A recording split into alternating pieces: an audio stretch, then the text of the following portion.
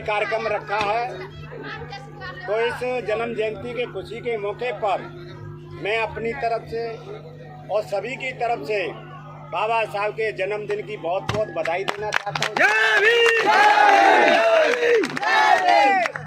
और आज बाबा साहब का जन्मदिन केवल हम तोरा के लोग ही नहीं मना रहे, और केवल आगरा ही नहीं मना रहा, दुनिया का ऐसा कोई गांव, मोहल्ला, शहर, बस्ती नहीं है जो बाबा साहब के जन्मदिन को नहीं मना रहा हो।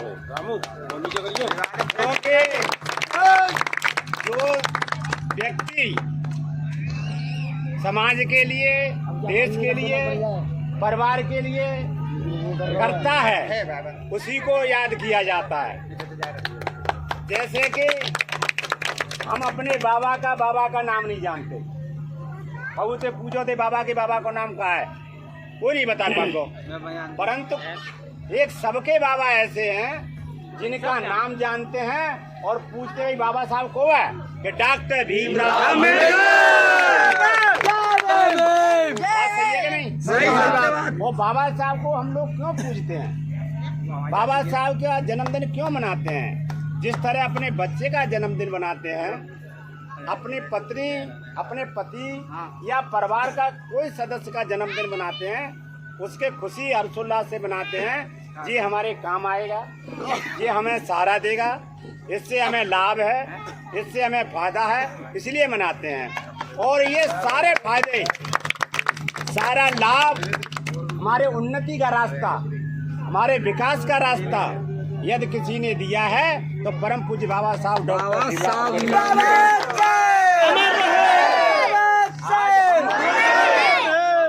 आज हम और आप जो अच्छे अच्छे कपड़े पहने और अच्छा फंक्शन कर रहे हैं और हम विधायक या प्रधान बने हैं तो किसी और की देन नहीं है, ये परम पूज्य बाबा साहब डॉक्टर भीमराव।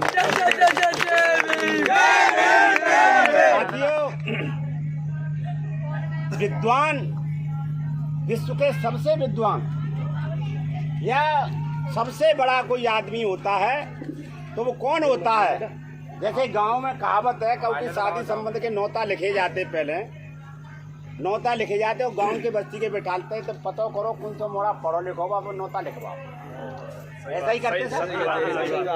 यानी कौन सा लड़का पढ़ा लिखा है, पैसा बारे नहीं बुलाता है तो कोई पैसा बारो हुआ है, भाई बुलाते हैं जो कौन बच्चा पढ़ा लिखा है उससे पूरे गांव के नौता लिखवाएंगे और वही बताओ कितनी सब्जी आएगी, कितने आलू आएंगे, कितने मसाला आएगा, वो कौन करता है? पढ़ा लिखा व्यक्ति होता है, वही करता है। वो ऐसा क्यों? ऐसा इसलिए कि देश में सबसे बड़ा विद्वान कोई था तो बाबा साहब था, इसीलिए उनको ढूंढा गया, उनको बुलाया गया कि देश का कोई संविधान बनाएगा तो परम पूज्य बाबा साहब डॉक्टर अंबेडकर बनाएंगे। क्यों बनाएंगे?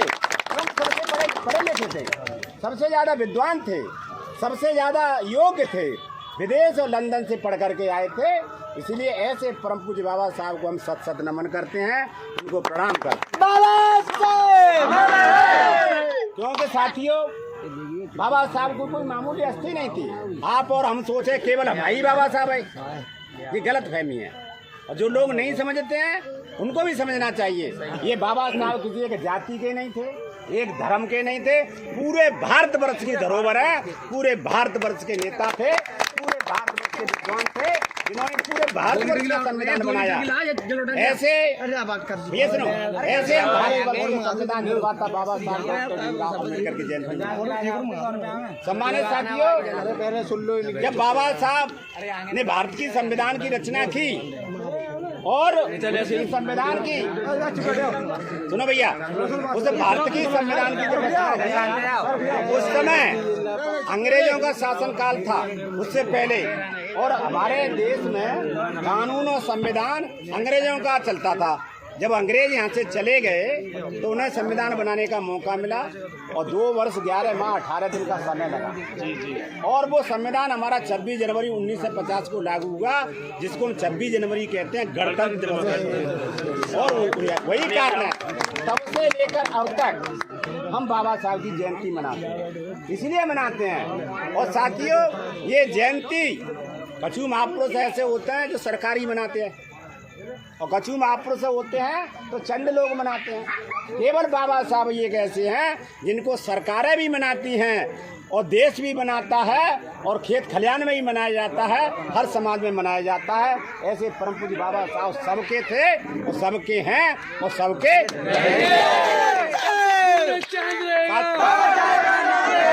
साथियों, बाबा साहब को तो मना रहे हैं और जय भीम कर रहे हैं और उनको प्रणाम भी कर रहे हैं, परंतु जो बाबा साहब ने कहा था, बाबा साहब ने कहा था कि मेरा जय भीम करना या 14 अप्रैल को ही मनाना या 14 अप्रैल को याद करना, ये इससे काम नहीं चलेगा। बाबा साहब का मूल मंत्र थे दो, बाबा साहब के दो नारे थे।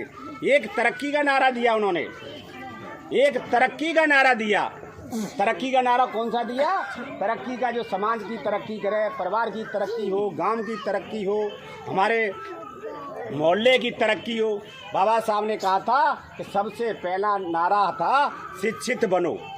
बाबा साहब का ही नारा है, शिक्षित बनो।